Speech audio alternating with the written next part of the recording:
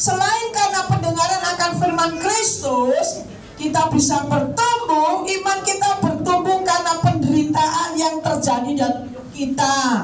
Jadi persoalan masalah penderitaan saudara alami ini, bersyukur iman kita ini lagi dilatih. Ya, tetap percaya enggak? Tetap percaya enggak? Tetap berharap sama Tuhan enggak? Jadi dari ayat ini kita akan belajar dari pesan Paulus terhadap Timotius, murid daripada Paulus itu, waktu menghadapi penderitaan dengan apa? Ya, ayat ke-11, tolong yang ke-11. Ya, jadi belajar dari pesan Paulus terhadap Timotius ketika menghadapi penderitaan dengan apa? Yang pertama, ayat 11. Engkau telah ikut menderita penganiayaan dan sengsara seperti yang telah kuderita, ya, pada waktu dia pelayanan di Antioquia dan di Ikonium dan Listra. Semua penganiayaan itu kuderita dan Tuhan telah melepaskan aku daripadanya. Amin. Apapun persoalan penderitaanmu, baik dalam pelayanan, rumah tangga, semuanya nanti pada akhirnya Tuhan melepaskan. Itu yang penting. Miliki iman, pasti ada jalan keluar. Ya, jadi dari ayat ini kita belajar apa? Tetap beriman, Tuhan sanggup melepaskan. Dia sanggup. Ayo ikuti. Yesus sanggup melakukan segala yang bisa. Katakan, Dia sanggup. Ayo dengan iman. Apa? Katakan, memulihkan yang terluka, yang menderita. Sekali lagi, Dia sanggup memulihkan hidupku.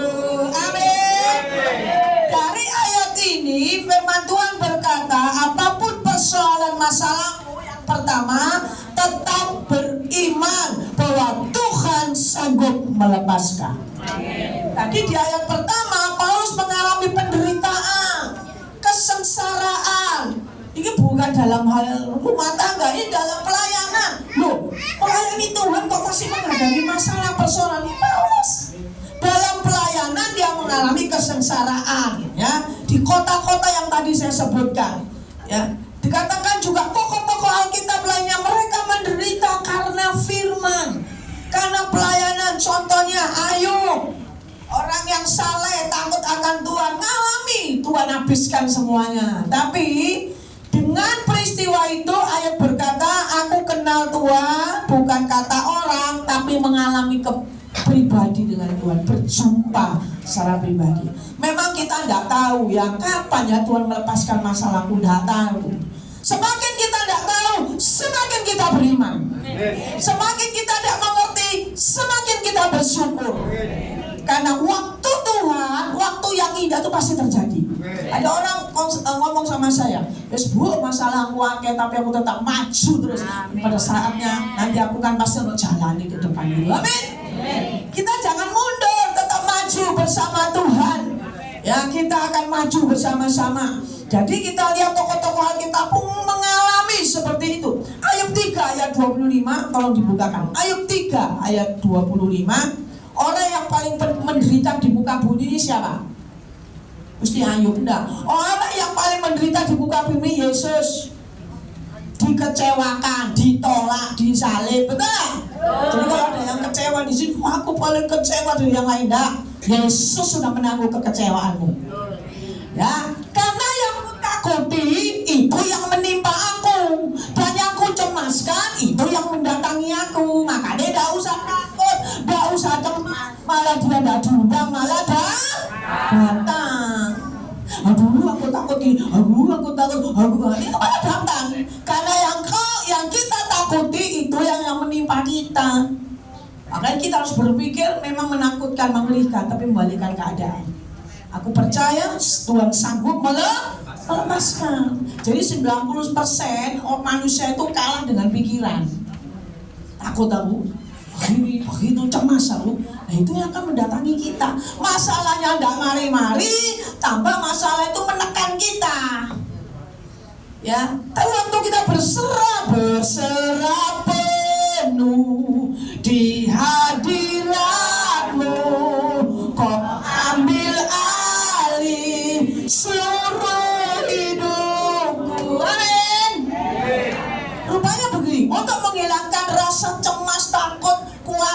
semuanya menyembah Tuhan.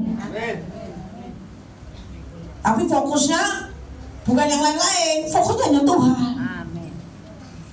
Aku mengasihi Engkau Yesus, dengan segera ku renungkan firman. Nyanyi aja, itu menghilangkan saudara Parkinson sembuh, pikun sembuh kalau saudara menyembah Tuhan. Amin. Iya, saudara tambah mudah. Karena apa? Waktu saudara menyembah Tuhan, saudara ketemu dengan yang memegang nyawa saudara. Mati hidup saudara di tangan Tuhan. Jadi Tuhan katakan, jangan engkau, ya, jangan sampai ketakutan menimpa engkau, karena engkau dalam ketakutan, dalam kecemasan. Tuhan mau kekristenan dan pelayanan itu ya tidak menjamin bahwa kita tidak mengalami pergumulan hidup. Walaupun kau melayani, kita ada contoh Rasul Paulus melayani sungguh-sungguh dalam pelayanan, tapi mengalami kesengsaraan, mengalami penderitaan, hinaan, gitu. Jadi bukan berarti saudara, aku tak setia Tuhan dan lepas dari masalah. Enggak. Tetap kita melayani Tuhan, kita tetap beriman kepada Tuhan, karena kita percaya Tuhan sanggup menolong kita. Makanya kita belajar dari Daud. Biasanya orang kalau santai-santai nggak ada masalah, itu juga saudara doain penyembahan gak serius itu, nggak ada masalah. Jadi kita belajar dari Daud. Ada ayat berkata, ujilah aku Tuhan. Semua nggak ada yang mau nyanyi lagu ini. Pasti baik yang kedua, aku cinta padamu Tuhan. Ujinya nggak usah, bu, ngapain ujian-ujian, bu? Bagaimana kita bisa naik kelas? Bagaimana iman kita bertumbuh tanpa ujian? Pokoknya aku gak mau mujizat, ujian. Makanya iman, fokus iman kita itu bukan hanya mujizat, doa-doa dan dijambukan itu saja. Ya. Daripada iman, fokus daripada iman kita itu serupa dan segambar dengan Kristus. Kalau Yesus sudah menderita badani, penderitaan badani, kita juga mengalami penderitaan supaya kita disempurnakan. Jadi yang dialami Paulus dikatakan, saya tadi ngomong, walaupun sudah melayani apapun tidak menjamin kita tidak mengalami pergumulan. Ya, jadi Paulus memberi penegasan kepada kita, ada satu hal yang pasti terjadi. Ingat yang tadi ayat tadi, Tuhan pasti melepaskan aku dari persoalan. Dia pasti menolong kita apapun yang menimpa kita. Buktinya kita semua masih ada di tempat ini. Jadi kalau punya masalah, tantangan, sakit, penyakit, mau mati pun sudah siap. Katakan terima kasih Tuhan buat. Sampai Roma katakan ayat 4, Rasul Paulus menegaskan, bersukacitalah dalam kesengsaraan. Bermegahlah, ayat itu berkata bermegahlah dalam kesengsaraan. Itu gimana bu maksudnya bermegah dalam kesengsaraan? Hore, aku punya masalah, sakitku luar biasa Tuhan, lu sembuh. Enggak, kita ngomel, KDC, gak cocok, gak tambah sembuh, tambah rontok kabeh wis imane. Mana Tuhan? Nah, ngomel-ngomel. Wes pendeta itu gak nolong. Makanya hidup ini jangan mengandalkan manusia. Itu membuat saudara kecewa. Hamba Tuhan juga manusia. Doae top, pelayanannya top, tapi cuma medite. Makanya doakan hamba Tuhan juga medit. Tugas kita itu mendoakan, bukan menghakimi, ya toh. Jadi pasti Tuhan sanggup melepaskan dan menolong keadaan apapun. Ini yang Rasul Paulus ngomong sama Timotius. Ya, iman dan penganiayaan. Pasti pergumulan itu kita akan hadapi. Semua pergumulan kita beda-beda. Usia itu juga bisa menentukan pergumulan saudara. Semakin tua, semakin rontok kabeh, kekuatan ini berkurang. Biasanya iso makan banyak, tidak iso makan banyak. Bisa tidurnya panjang kalau udah usia 60 ke atas, bisa tidur 5 jam itu puji Tuhan. Iya, apa nih kalau 8 sempurna. Karena saya tanya sama ahli kesehatan, kenapa ya kok tidurku ini berkurang? Karena wis tuwek, oh. Jadi kalau bisa sampai 6-7 jam itu puji Tuhan. Ya, kita tidak bisa membeli yang namanya bisa tidur nyenyak, bisa minum obat. Masalah tergantung dengan obat. Itu juga namanya masalah. Tapi waktu saya tidak bisa apa-apa, cuma ngomong begini ya. Kalau sama Tuhan itu lo enak saya. Tuhan, kuasai hidupku dengan damai sejahtera. Saya tidak mikir Tuhan. Semua aku letakkan di kaki Yesus. Aku mau turu ya Tuhan. Mau istirahat, dosa blek loh, amin. Nah, dia minum obat. Sama-sama kita ini semua beda-beda. Tapi kita tetap beriman gak? Bahwa Tuhan pasti melepaskan kita. Amin. Harus. Ya, kita harus tetap percaya. Kita harus tetap yakin bahwa Tuhan pasti melepaskan kita. Tuhan pasti menolong kita. Bagaimana dengan iman kita? Tetap beriman. Yang pertama, tetap beriman. Tuhan sanggup melepaskan kita. Itu ayat 11. Sekarang ayat yang ke-14. Ya, saya tidak mau khotbah comot ayat ini. Saya dapat dari Tuhan. Nah, kita semua belajar firman. Amin. Ruwet dari Tuhan mau belajar. Ya. Firman itu dihidupi. Karena firman menjadi rema. Kalau cuma wajah toh alami, betul nggak? Firman ini logos, tapi waktu kita sungguh-sungguh mendalami firman itu, oh iya ya, bisa ngomong gitu loh firman itu. Ada kehidupan firman itu. Karena pada mulanya ada firman bersama-sama dengan Allah. Firman itu Allah sendiri. Kedua, ayat yang ke-14. Ya, sudah. Tetapi dalam engkau tetap berpegang pada kebenaran yang telah engkau terima dan engkau yakini dengan selalu mengingat orang yang telah mengajarkannya kepadamu. Kira-kira apa yang kedua? Tetap berpegang kepada firman. Tetap berpegang pada kebenaran. Kalau engkau menghadapi persoalan pergumulan, tetap pegang firman. Firman-Mu Tuhan apa? Tiada berubah. Lagi. Dahulu, sekarang, selama-lamanya, tiada berubah. Amin. Kita nyanyi terus saya biar bingung hilang ya. Masuk iya ya, firman itu tidak berubah. Dahulu, sekarang, sampai selama-lamanya.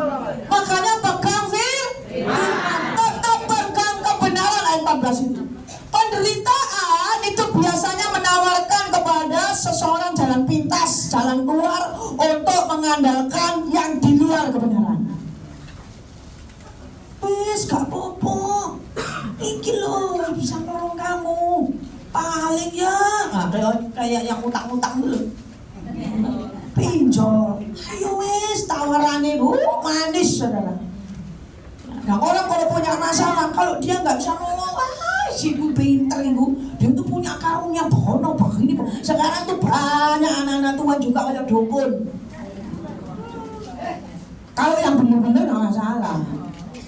Saya ini paling nggak suka, bukan nggak suka, yaitu karunia lah.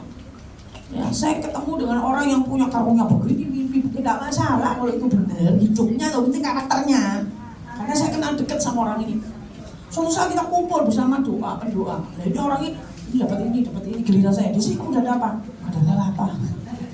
Loh, masa saya gak dapat apa-apa? Mulai menghakimi. Berarti kamu itu gak dekat Tuhan. Aku dosa yang gini-gini. Cuma kamu gak dapat. Daripada aku ngarang-ngarang, aku lihat ada sungai dari atas mengalir.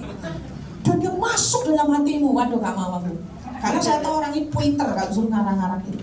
Tapi karakternya saya tahu sendiri gak sesuai dengan kebenaran. Makanya saya ngomong gini, mesti gak percaya ya buatanku pret.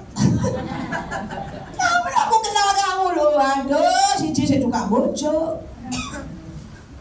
Hati-hati surah, yang surah kejar itu bukan karunia-karunia, yang surah kejar itu apa? Karakter, kasih, kejarlah kasih. Buah-buah roh. Ya, jangan saudara, bukan saya menghakimi ya, mereka puji Tuhan kalau dipakai luar biasa. Tapi orang yang dipakai seperti itu harusnya menghidupi hidup dalam kebenaran. Jangan pakai pelenip-pelenip, itu bisa juga dipakai iblis loh, bisa. Iblis lo tahu, dia susuruhan, malaikat aja menyamar, ya. Setan malah menyamar kayak malaikat suruh setan. Hati-hati kan. Shalom, tapi ada modus. Kenapa kalau mendoakan orang sing iki berduit kok sama banyak bernubuat. Sekarang tuh banyak orang tuh kok senang dengan nubuat itu. Ya akhirnya dulu buat gitu. So kalau ingin dengar suara Tuhan, gak usah bingung-bingung baca firman. Iya, itu suara Tuhan dari Roh Kudus. Dan orang itu senang. Akhirnya kan kita nih masuk di arena yang namanya orang Kristen yang masih suka pelenip-pelenip, betul-betul. Terus gimana Bu kalau dengar suara Tuhan? Lah, bagaimana? Males Bu baca firman, ya firman kobong, taruh di gelas kasih minum. Sesat. Ini sesat loh salah gitu ya. Hati-hati, sekarang banyak orang yang melakukan sepertinya mirip kebenaran. sekarang, tapi semua itu tidak dengerin. Makanya kita semua itu diajar baca firman, tetap berpegang kepada kebenaran. Jadi penderitaan biasanya menawarkan kepada seseorang jalan pintas, ya, jalan keluar dengan di luar kebenaran. Tetapi jika kebenaran dari Tuhan betul-betul dipegang, diyakini, itu tidak akan menggoyahkan iman kita. Ku tak akan menyerah pada apapun juga. Ku bisa. Terus jangan diam.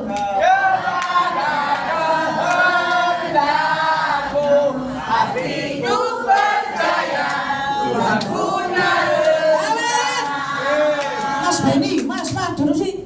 Bantu musik. Aku mau nyanyi terus sampai akhirnya ngantuk lagi. Karena pujian dalam firman yang dipujikan itu benar-benar orang ngalami gitu. Bukan sekedar mek lagu kok. Terhubung denganmu. Terus kapan surat doa nggak pernah terhubung. Jadi orang yang membuat lagu itu mengalami pengalaman dengan Tuhan. Amin. Juga kalau kita tetap bertumbuh dalam kebenaran, kita mengalami Tuhan lewat penderitaan, lewat persoalan. Tuhan izinkan saudara punya duit, puji Tuhan, berkuasa gitu loh. Tuhan izinkan saudara mengalami yang sepertinya ada dasar untuk berharap, bro. Kalau saya baca firman, itu firman yang Abraham pegang, walaupun tidak ada dasar untuk berharap, imanku tidak menjadi lemah karena aku percaya Tuhan melaksanakan janji. Gitu loh. Orang tuh kalau hidupnya penuh dengan firman, berpegang kepada firman, tidak akan menggoyah. Ku kan berdiri di tengah padang.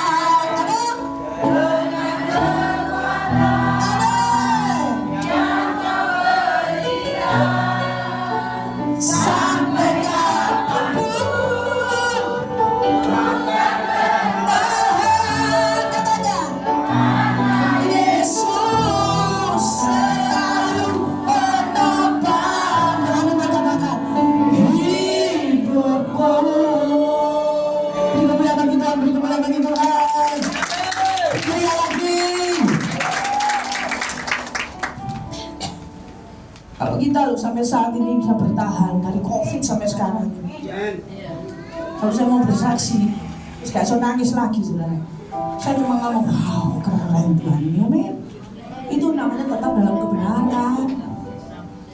Ada orang yang meninggalkan Yesus karena harta, tahta, dan wanita. Wes tinggalin Yesus, orang aku kok minta gaji, udah gak kasih wes. Hati-hati sama Yesus gak bisa dibayar dengan apapun. Makanya dia ngomong, aku menebus kamu bukan dari emas, perak, barang-barang yang fana, tapi dengan darahku yang mahal. Jadi kita ini mahal gak ada dengan darahnya loh, gak bisa dibeli dengan emas, gak bisa. Kenapa firman itu mengatakan dengan emas, perak, emas itu harga yang paling tinggi ya loh. Gak bisa, kita ini mahal. Ngomong dengan diri kita, aku jadi tebus dengan Tuhan, darahnya situ mahal. Jadi kalau kita ini orang-orang yang mahal di hadapan Tuhan, hidup kita bernilai lah. Bernilai.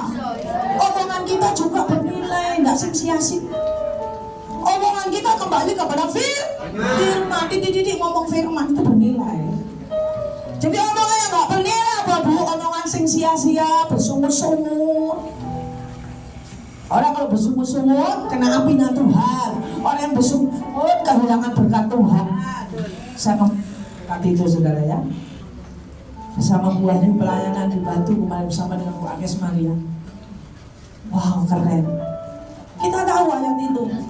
Tapi kadang-kadang kita jatuh dalam kata yang bersungut-sungut, mengeluh. Sampai sini ibu-ibu yang suka mengeluh. Ya, masih dikasih tubuh yang lengkap mengeluh. Orang yang tetap dalam kebenaran, menghidupi firman itu tidak mengeluh, tidak gampang mengeluh, tidak gampang cemas, ketakutan, dah saudara. Mas pokoknya berserah penuh. Dia aku ambil alih Tuhan hidupku, ambil alih. Aku berserah penuh dan aku mau berjalan bersama Tuhan. Amin.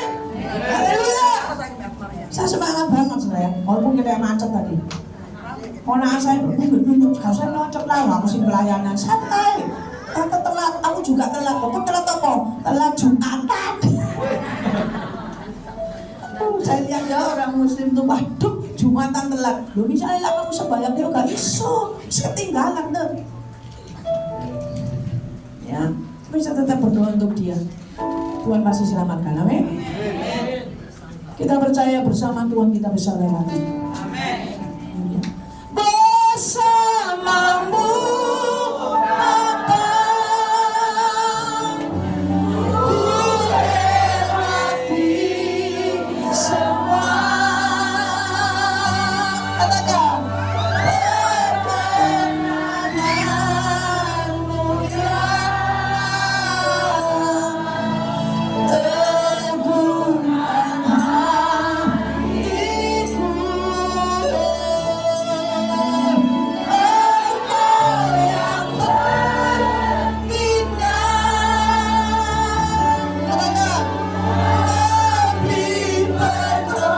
lebih pertolongan. Katakan anugerahmu Tuhan.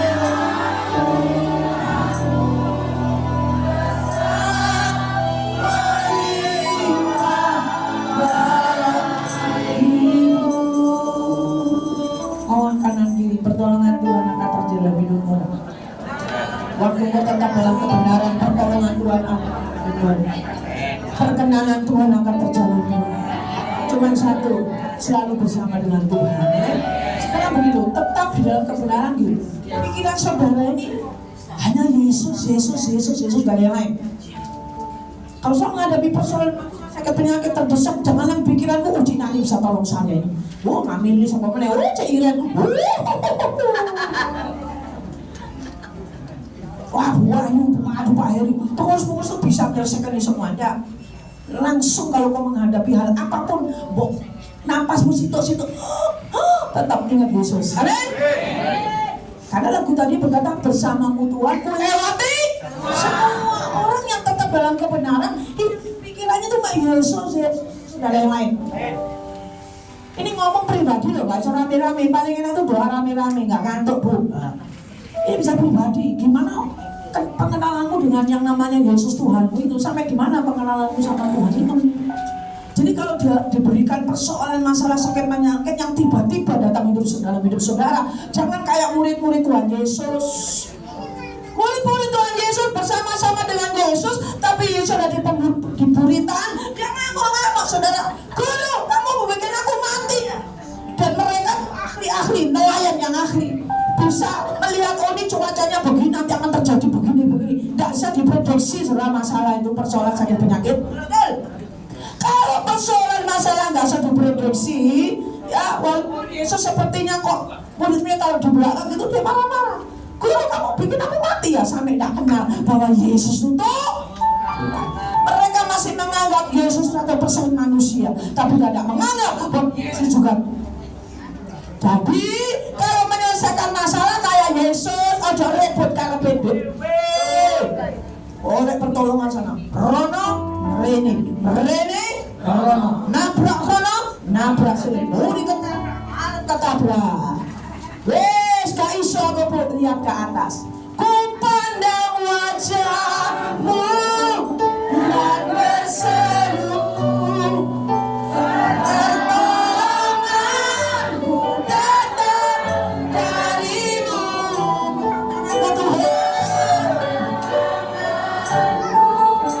Jangan lepaskan harapan dalam hidupku. Hari ini saya melayani, saya enggak menyusun acara-acara yang seperti yang saya buat pada saat siang hari. Oh nanti aku nyanyi ini enggak. Saya yakin saya didorong oleh Roh Kudus. Dan lagu-lagu enggak ada yang saya tulis, tidak ada lagu-lagu di sini. Tapi Tuhan terus berbicara. Dalam pujian ada kuasa. Makanya saya ojo ngomong dulu, ojo ngantuk. Karena tahta di atas pujian penyembahan. Puji Tuhan 1 jam nyanyi bisa saya. Nah itu baru saya bisa ngomong berhubung denganmu anak nyembah, sarungku terhubung, apa terhubung? Itu perlu dilatih, amin. Tuhan suaramu, lah suaranya Bu Desi kan merdu serak-serak basah. Lihat. Tapi Tuhan lihat hati kita, amin. Tuhan lihat hati kita. Saudara-saudara, pujian-pujian yang dibuat semuanya itu mereka mengalami pribadi dengan Tuhan loh, bukan sekedar diciptakan. Makanya waktu kita mengikuti pujian itu kita merasakan wow keren Tuhan itu. Kita terjamah lewat pujian itu, amin. Makanya di hati pikiran saya itu lewat pujian, tak pokoknya. Dan hati di pikiran saya cuma saya penuh Yesus. Sehingga waktu saya menghadapi persoalan yang tiba-tiba seperti murid-murid pada waktu itu, tenggelam. Saya tadi ngomong, kalau saya menghadapi masalah teladani Yesus, dia berdiri, katanya kurang percaya. Dia cuma ngomong, angin, teduh. Tak ruwet toh, cuman teduh. Kamu mulai nyalakan yang lain, dia langsung datang kepada bapaknya, angin deh, saya taat lagi tadi gak taat tuh bingung. Angin, teduh.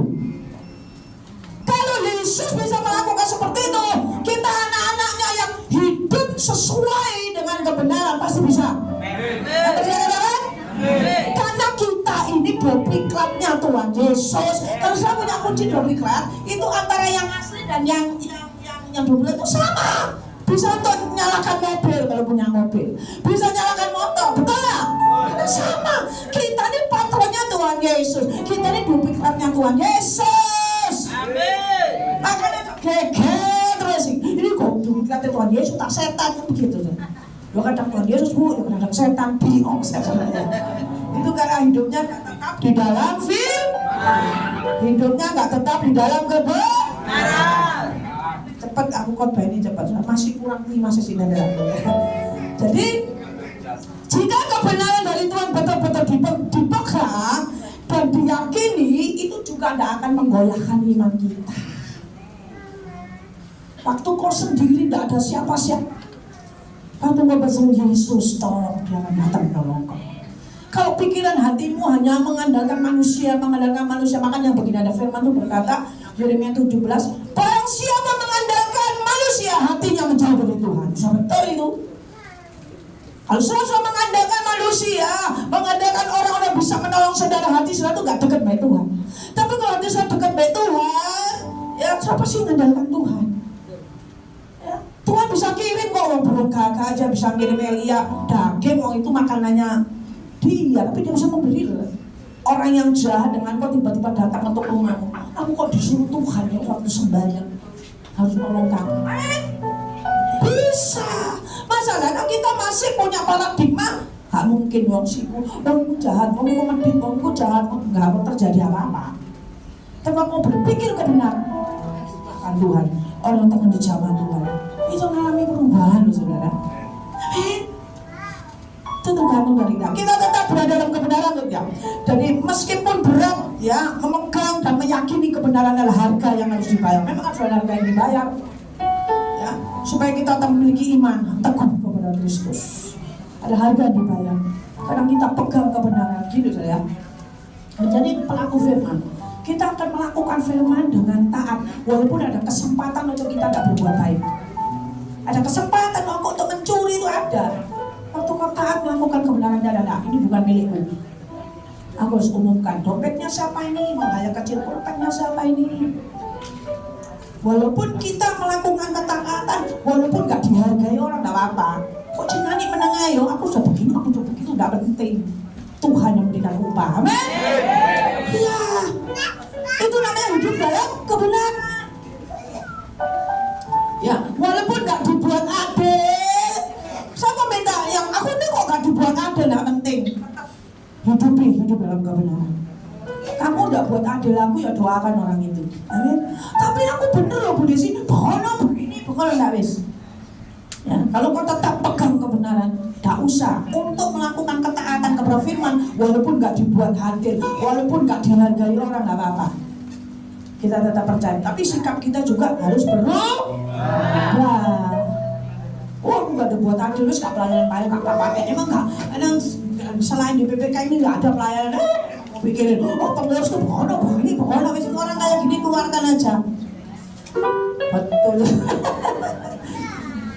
Enggak. Saya Cik Nani orangnya semua pelayan-pelayan di tempat ini tidak pernah buang orang. Karena Tuhan nggak pernah buang kita. Tapi orangnya nggak mau dibuang itu juga harus mau ditegur. Ngoten lho. Setuju? Ojo wis ditegur. Nah, ya Cik Nani. Tapi dia boleh ngomong kamu Kak. Cik Nani itu ya ruwet itu namanya. Gitu. Harus kalau mau ditegur ya mau berubah. Itu menghidup dalam terakhir. Ayat 16-17 tolong dibukakan ya. Tetap ya, terakhir sekarang ya. Teman lu terakhir ya terakhir. Ayo.